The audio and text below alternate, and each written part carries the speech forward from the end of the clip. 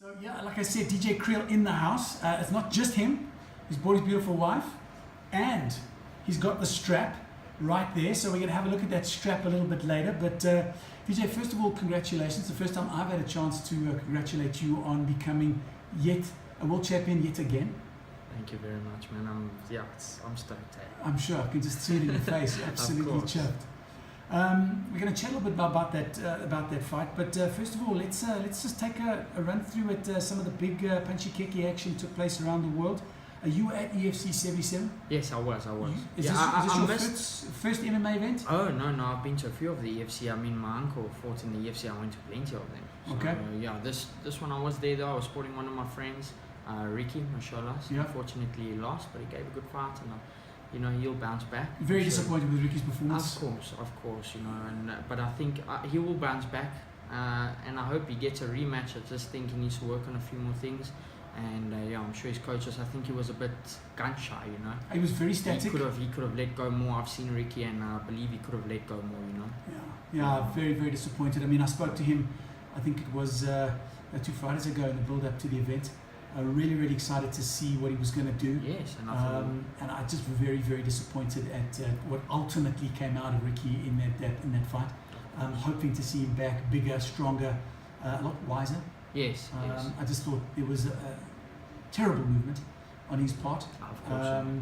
As much as he was working the body with those body jabs, I think it eventually just walked straight into Jared's strategy of countering him every single time, and eventually, guess what?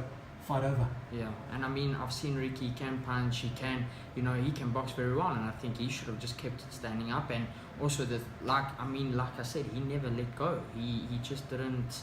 I've seen Ricky before. I've seen him training. I've seen everything about him, and he can do better than what he did on Saturday. Yeah, visibly disappointed himself in his performance. So yeah, I think he knows what he's done wrong. I think the coaches know what's done wrong. So we look forward to him bouncing back stronger. Yeah. Looking boxing, local boxing, Boyd Allen winning, Kevin Arena winning. Your thoughts there? I'm proud of Boyd, man. He's one of my best friends, and so Kevin, a very good friend of mine. Boyd, I had a very tough fight, John Bocom gave him a very tough fight. I was happy to see the stoppage because, I was watching the fight very close, Boyd's a very awkward boxer right now, coming from the MMA, he's very awkward. I've seen I've seen champions struggling with him, so I thought he could have done better on Saturday, but hey man, what was this? His third, fourth fight in boxing. So he's gonna get a lot better, and it is what he wants to do. He used to box before he did the MMA, and I like Boyd, man. The way he moves and stuff, he's just unpredictable, and you can't. It's like the guys can't hit him, and they struggle a lot with him, which I see he will give a lot of our guys, like the boxing guys, like a big fight, So yeah, and I see him. He's still gonna make a lot of noise in the boxing, especially locally. So yeah, also for that. And Kevin obviously winning his to defend, coming back from a shoulder injury, man, proud of him. Well done for him. Very happy for him that he came back strong. To come back from an injury like that is very tough. So I'm happy for him. He's one of my friends, and going forward, he's going to defend it. You can see he's still got it in him. He's going to defend his title and make money, and that's what it's about. Absolutely. I cannot wait to see who he fights next, and hopefully it's someone overseas. Yes, of course. I want to see Kevin fight one of the top 10 guys now, I want to see Kevin up against one of these top 10 guys, and I really think, that he can make big. The thing is now is for Kevin, obviously, man, he's a big guy, can make good money. So that's why I say I want to see him fight these big guys now. He's in the top 10 ratings. It's time now, Yeah. So let's move from the big guys. Let's move to the really, really, really little guys. And I'm talking about the minimum weight champions. Because one of them sitting right here, he's the current from WBC and IBF. Former WBC.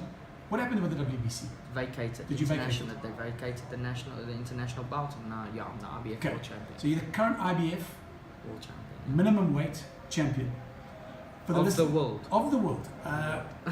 For the listeners out there, minimum weight.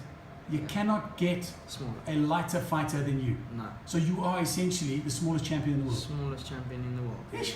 I was right. So I don't get him coming around the table and banging me because I'm disrespecting him. I'm legit here. He is the smallest champion you can ever get in the world, Deejay Kriel, right here, 1485 rated today. So you won this title not so long ago, 16th of February. Yes. Your last title that you won was the WBC international title back 23rd of July 2017. Yes. And between those two fights, you've only fought twice. Yes, I had a bit of a rough time back here when I was in South Africa. You know, like I'm abroad now, I'm staying in the States now and stuff. And things weren't going as what I wanted to go while I was here in SA. I wasn't happy with my promoters and things like that, and unfortunately, and then I took a big step, man. I didn't fight for a whole 11 months. I was just going to ask that question. I mean, is this you? Was this a conscious decision? Because obviously, my last conversation with you, you wanted to be a lot more active boxer. Yes, of course. I want to fight. I want to fight, man.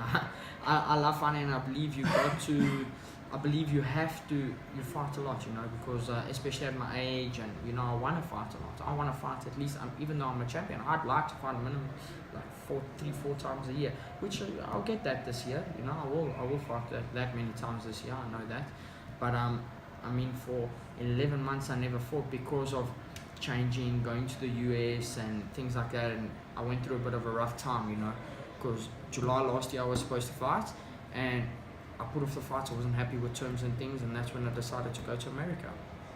Yeah. Well, it's great to see you back in the ring.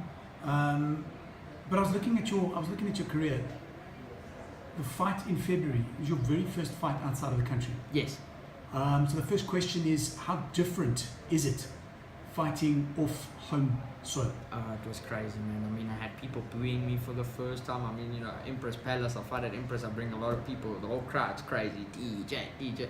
So going from that, making that adjustment to what was happening in LA was just crazy, you know. But I can say I wish that I fought like somewhere in Eastern Cape, so I had that experience from that. But I mean, it wasn't I never had anything, it wasn't bad, you know. I didn't take it up bad or anything, I was just there to fight, you know. Wanted to win, that was it. I didn't take it as even though they're booing me and stuff, I didn't take that to head. So, I mean, it was okay. Okay. But a different experience, far different experience. Far different experience, yeah. A lot of fighters that I've spoken to here in the studio and obviously at various fight events talk about the fact that when they get into the cage, or in your instance into the ring, things are so focused that they barely know where they are. They're focused on what they've got to do. They've got on the business at hand, and the gentleman standing across the ring or the cage from them. You say you heard a lot of the booing. Is it such that you step into that ring, and obviously this is a big one. I mean, you weren't just going in there for a normal fight. You were going in for a world title fight. Can you block it all out? Is it possible? To be honest, so when before the fight I was in the chamber, it didn't even feel like I was fighting. It was like I tell a lot of people, like past interviews and stuff I've had, I was on autopilot, man, from round 1 to 11. So going into the ring, I heard the people on the side here while I was going in booing me and stuff, but like you just said, it is blocked out. It's I didn't care, you know. I don't care, I'm there to do a job. But I was like I said, I was on autopilot. I wasn't there that night. It's funny enough, it's like the worst fights I've ever had. There was 2 fights like that. I fought a guy at Empress called, his name was Thabo Muyabi. I actually had a rematch with him. I beat him and we fought him for the second time. Same as this fight, I was falling asleep in the change room. I wasn't like awake. I had no nerves. It was just crazy, a very crazy experience. I don't want to go through that again. I mean, I didn't fight like I always do, and listen, no doubt about it, I came out with a win. I'm very happy about that. I won, that's all that matters. But I wish I could have fought better. It was ups and downs, you know, and I mean, like I said to you, it was just, I was there to do my job. And like I said, I was on autopilot. I wasn't concentrating on what I was doing. It was just like I was there to just work, you know what I'm saying? Yeah. Admittedly, job done, you won. Yes. The strap is there, it's right here, in a briefcase, right here in the studio. And we'll have a look at that a bit later. But honestly, looking at that fight, like you say, 11 rounds, you're on autopilot, not one of your best fights up until the 12th round. Listening to what everybody has said in the build-up to that 12th round. Had the fight ended at the end of the 11th round, you would not be the champion. Yes. By all accounts, you were behind on all the judges' I scorecards. was behind on two judges' scorecards, and one had me up 2 rounds. So one had me up, 2 of them had me, I think, 7 rounds down, and one had me 2 rounds up.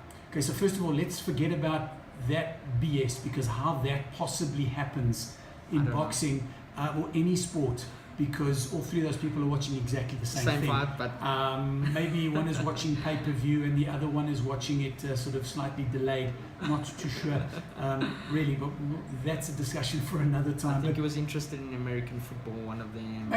Maybe it's something else in his ear, whatever. But literally, that fight was lost to you. Yeah, we were, you know what, my coach, I got back to the corner and he said to me in the 11th round, Kenny Adams, he said to me, son, this fight, it's very close. So they saw the fight close, you know. But I guess judges see different things. I'll be honest, like, I'm used to throwing a lot of punches here and tippy-tap punches, Now, I've worked a lot of my power and stuff in the States, but I never used it, unfortunately, in this last fight. Just one of the things, like I say, I'm disappointed in. But, so I didn't use it, and I see, maybe that's what judges were looking at, those 2 judges that scored me so far down, because the punches he caught me with were very explosive and everything. So, I think that's what they were looking at, and that's why he was winning so far ahead. I mean, I caught more punches, I think, but he was catching very clean and nice punches. So that's, I think, what they saw. But I got back in the 11th round. My coach said to me, this fight is close, but they're going to give it to the champion, son. Hometown, he's the champion. You came all this way. Do you want to lose this? You tell me all the time how you want to be a champion. Is this what you want? Because it doesn't look like it. And, I mean, I just went out guns blazing 12th round, and there we go, I'm a world champion today. Well, that's what I was going to ask, because obviously what I'd heard is that the rumours were that one of your cornermen, and now we know it was your coach, said something to you. What was it, 2 knockdowns later, and next you KO'd Carlos Licona? Yeah, so I caught him with a big left hook. So I caught him with the left hook, and I knew from there, because funny enough, he held me so tight, so I call it holding on for dear life. He was holding on me while the ref was even trying to break us up away from the clinch. He was still holding tight, and I knew that I hurt him with that left hook. And from there, we went out, we broke up, and I caught him with the overhand right. And when I caught him with the overhand right, straight away hit another right, and he went down. And my heart dropped, and I knew I got this, man. Yeah. Well, once again, congratulations. You are the champion. So it must be great, especially when you look back on it now. Like you've just said, 11 rounds, you look back and you say, listen, I was utter muck. Yes, exactly. All the training that I'd put in, none of it, exactly like we were talking about Ricky, all that training that's gone in, none of it is delivery. Nothing. And then all of a sudden someone says something, it spikes something, and 3 minutes later, I mean, it's a different situation. It was a different, exactly what you just said. I mean, you know, we trained and I worked on new things that I wish I could have done. You know, before the fight, before the world title, I mean, it's the biggest achievement in boxing to win a world title. I wish before I fought the world title fight, I wish I had a warm-up fight. I really do, because I wish I know I could have shown more of my talent in the world title fight. Now, unfortunately, that never happened, but like I said, I'm a winner, I'm the champion, and that's all that matters right now, you know, to me, because it was it's my biggest dream. It was always my biggest dream to become a world champion. I've worked many years and very hard to do this, and so here we go, and there's still more to achieve. Looking at your record now, 15-1-1. Yeah. But BoxRec has you currently suspended by the California State Athletics Commission. Is that as a result of the fight? Yes, that's because of the fight and the length of the fight, the number of shots you took. I don't know how it actually works. I've seen that a few times. Whenever a lot of us fight, I think you're suspended from fighting for another month or 2 months when you fight for a title fight. I don't exactly know how it works, but I think that's the case. Were you suspended until April? Yes. And then, so obviously you can still train as hard as you like, but no one will sanction, particularly not the California State Athletics Commission, will not sanction a fight before the 17th, I think, of April 2019. Yes, there we go. And I think it was because I got cut. There's my answer. I think it was Medical because grounds. I got cut. There we go. Yeah. You and once again, listeners, if you're listening to this, we got the smallest champion in the world right here in studio, Deejay Kriel. And let me get it right because I don't want to get it wrong again. The IBF World Minimum Weight Champion in studio. And if I say smallest champ, I think that belt's bigger than him. If we sort of hang the belt, it's heavier than me. The belt's heavier than Deejay Kriel. So yes, we're definitely talking about royalty. We definitely have some boxing royalty in the house tonight. DJ, and once again to listeners, very fortunate to have him here because Thursday he gets on an aeroplane. He's back to LA. Back to Las Vegas. Las Vegas, because that's where you're now living. I'm You're based. You based there. Yeah. Your missus? She's coming back with me, but not at the moment. In another, let's say, a month. And then you're out of here. And then we're out of here. Yeah. Big loss. Big loss. Oh well, listen, I'm still a South African-based fighter. Okay, I always support my country, and I mean, I need my country's support. I am based there because I will be training there. That's the only reason. Okay. So the rest of my career I will be there. And like I say, so I'm based there, but I'm a South African fighter, man. But like I say, I'll always be back. I mean, I come visit. My plan is always to come back after every fight. I want to come back and visit my family and stuff, you know, because I'm very family orientated. So I'd like to come and visit my family all the time, and you know, friends and things, and that's what I want. Let me quickly check, just to confirm that I was listening right at the last interview. How much Nutella did you get stuck into? Oh, you know, man. Your wife is absolutely killing herself in the background. Just got to get this camera on. Just got to have a look at her. She's killing herself there because for those that were listening all those many months back, Deejay Kriel did tell me that at the end of every single fight camp, because he's got to be so disciplined, he has to get tucked into chocolate, particularly Nutella. That's his favorite thing in the whole world. Nah, man, I go it. I promise you that.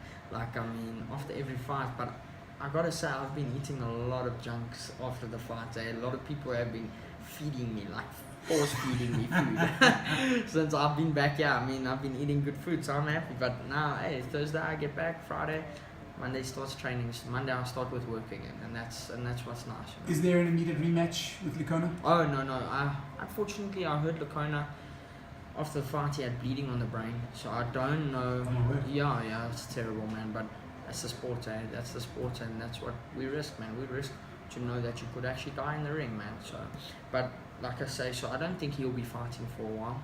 So yeah, let's see. Hopefully, you know, he recovers, and yeah, let's see forward. I don't know what it is for him, but I don't want no more rematches, man. I don't want a rematch. My plan is from here to defend twice. Let's see who's in front of me, take care of them, and from there move up the weight division. That's my plan.